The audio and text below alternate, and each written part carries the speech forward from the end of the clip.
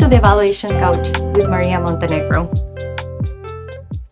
In early 2020, I was walking in downtown Vancouver with a friend who is not an evaluator when he asked me, Maria, how long do you think it'll be until you reach 100? And I was confused, so I asked, what do you mean? And he said, how many years do you think it will be until you make $100,000 a year? And I remember that I was a bit shocked that I was being asked that question. And then I said, I don't think that's on the table for me. Because of the field that I chose, I don't think that I'll ever reach that compensation. And at that point, I truly thought that that was the case. Luckily, I was wrong. In this episode, I want to talk about the scarcity mindset around our earning potential in the field of evaluation. I know that talking about money is taboo, whether it's in evaluation or in any other field. But I also strongly believe that the more we talk about these topics, the less taboo it becomes. And the more we talk about these topics, the more information we have and the more informed decisions we can make. Scarcity mindset is a mindset where we're focused on what we don't have. And because of the negative thoughts that are perpetuated in our mind, we think that we're never going to get what we want or what we need. It can create a tunnel vision where we're focused on one thing we believe is true and we don't see the bigger picture. In our careers, this can lead to us not seeing other career opportunities or career pathways. And it can also decrease our motivation and willingness to explore different opportunities. A scarcity mindset can also increase our level of stress. And when we have increased stress, we make poor decisions. In our career, this might look like making poor decisions around the jobs we accept, making poor decisions that lead to lower performance. And ultimately, these thoughts, this stress, these decisions we make can impact our mental health and our well-being. I was in a specific context in my life when I had that scarcity mindset. I had just started my evaluation career. I had accepted a pay cut to do evaluation full-time. I did this because I wanted to become an evaluator. I wanted to be able to work on my competencies full-time rather than it being something that I did as part of many other activities in my day-to-day work. And I knew it was my way of growing. But when I shared this with people around me and people who were close to me, some of the comments that I received helped fuel that scarcity mindset. I remember one conversation with a friend where I shared that I was accepting a pay cut. And he said, Maria, why are you doing that? It's supposed to be the other way around. You're supposed to grow in your career. And although I knew that this decision was what I needed to grow as an evaluator, those comments contributed to my scarcity mindset over time. I was also in an organization where there was not a lot of transparency around salary ranges and how decisions were made around performance rewards. And because of these things, I could not see a clear path for growth. Being in the very early stages in my career, I didn't really have a lot of evaluation networks. And I tried to do research. I tried to see evaluation postings. I tried to use websites like Glassdoor to see what the salary range within the field of evaluation was. But there was very little information back then. Despite that specific context in which I was in, I think that other people have also faced this scarcity mindset. Last year, in the Canadian Evaluation Society of British Columbia conference, I gave a presentation around how I navigated my career and used planned happenstance to grow. And one of the topics that I shared and discussed was the limiting narratives that I had throughout my career. And one of them was around the earning potential that I had. At the end of the presentation, I asked the audience to use Slido to share in an anonymous way some of their limiting narratives.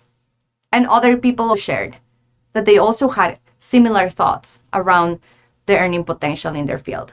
There was one person that shared specifically the financial success as an independent consultant.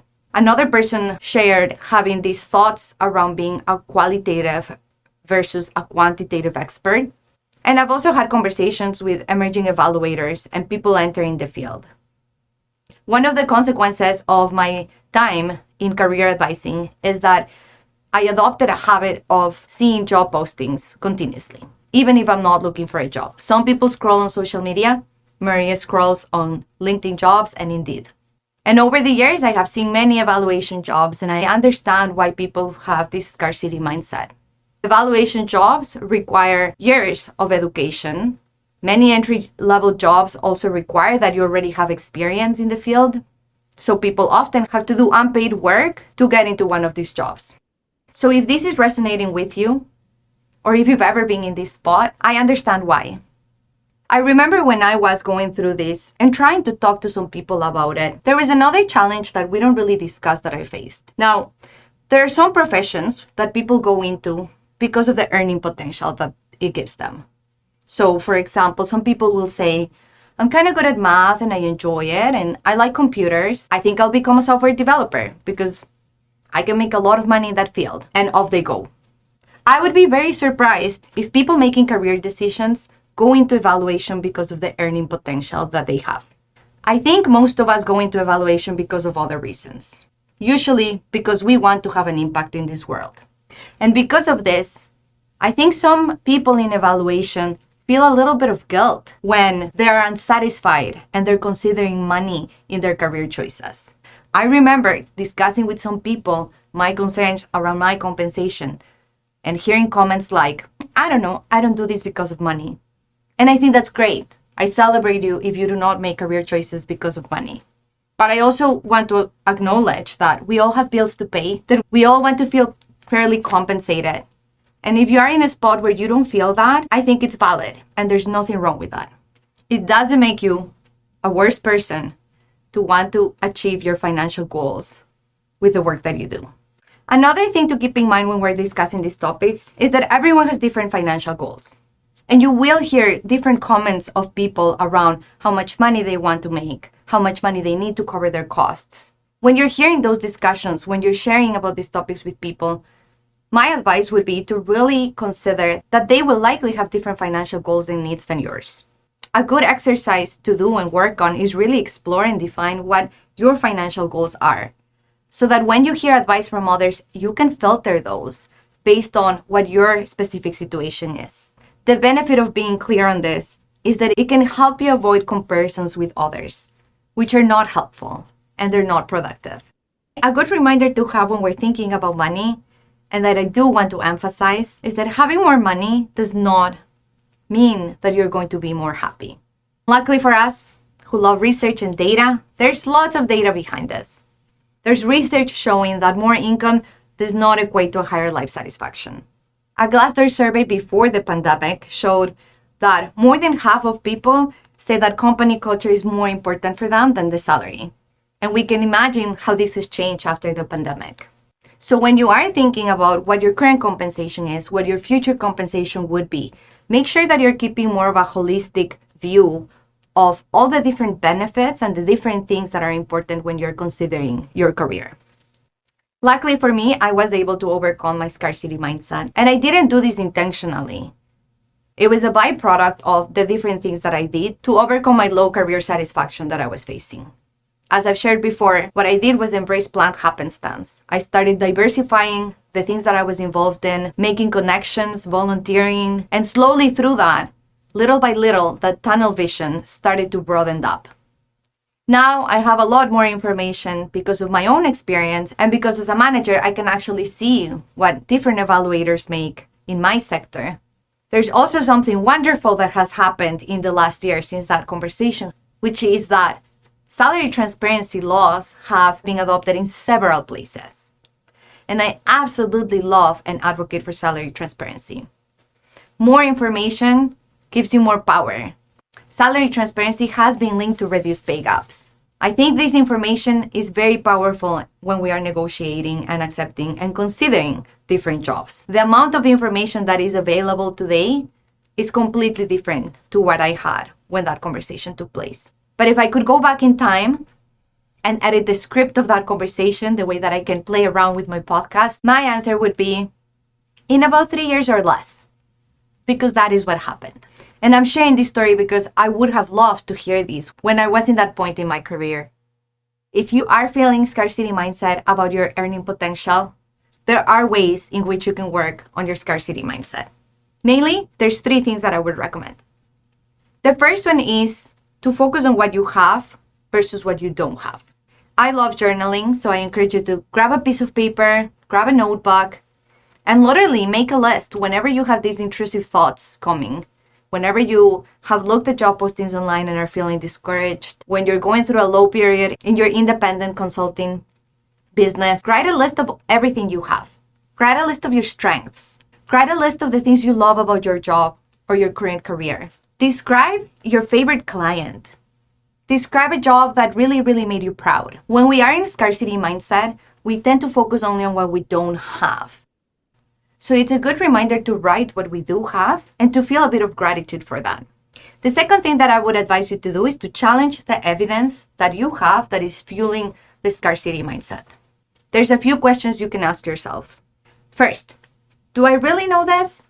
Or is it a story that I'm making up? Try to describe how it is that you got to the conclusion that your earning potential is limited in your field.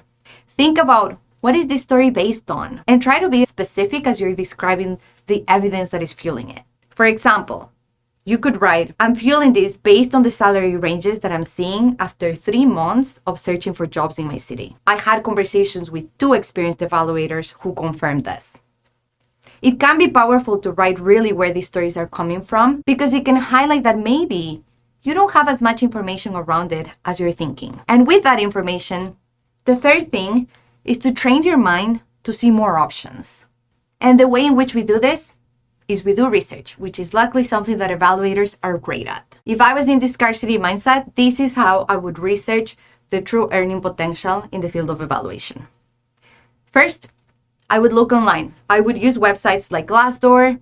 I would start looking at job postings and see if the salary ranges are included. Try to go a little bit further than the specific place where you live, although keep in mind that comparing salaries across regions and countries can be complex. If you are in a place where there's very little salary transparency and you don't find a lot of information, one thing that you can try to do is look at sunshine lists. Some places have a requirement to post salaries of people in public sector. These are many times PDFs. They're not the most user-friendly documents. But if you know someone who is in evaluation, who is in public sector, you can try to see if there's a sunshine list for that organization and see how much they make. Sunshine lists usually include salaries above a specific number. So this can give you a good idea of what is the earning potential for someone who's pretty experienced in the field. The second thing I would do is I would make up for the gap in information by asking people. And I know this can feel uncomfortable. I know not a lot of people do this. This is still a taboo. But I have tried it out and it's a bit uncomfortable, but it often works. And I think it's so valuable to have information from others. You can work on how to ask this in a bit of a subtle and respectful way. So for example, let's assume that you receive a job offer and you have no idea whether the offer is something fair. You could ask someone who has more experience in the field by saying something like, hey, based on the number of years of experience that I have for a role like this, how much do you think a reasonable salary should be? Another option is to directly ask someone that you work with or someone in a similar organization how much money they're making. You could say something like, hey, do you mind sharing how much you make? I'm going to go into a salary negotiation conversation and this information could really help me. Once in my career, I asked this question to a counterpart because I had doubts that I was being paid less because I was a woman. And I was right. And having this information helped me make a case to get a salary increase. Another thing that you can do is ask human resources for pay transparency within your organization. You can ask them to share what the range for your position is and what the range for other positions are so that you can have a better idea of what your growth opportunities look like in that organization. And another thing that I would encourage you to do is broaden your scope. Don't look only at positions within what you know. Evaluation is an evolving field. And there's more and more opportunities for evaluators in areas that a few years ago you didn't really see that much. There's many different sectors where you can do evaluation. Try to be open to different options so you can truly understand what the earning potential in the field of evaluation is by looking at other sectors and other organizations than the ones that you are familiar with. If you are feeling scarcity mindset about your earning potential, I want to send you a huge hug. I know it's hard. And I think it's understandable, that it makes you question the choices that you have made in your career. I encourage you to follow some of these steps and try to find out a little bit more about the options available for you. Remember, you deserve a career that makes you love Mondays. Thank you, and see you next week.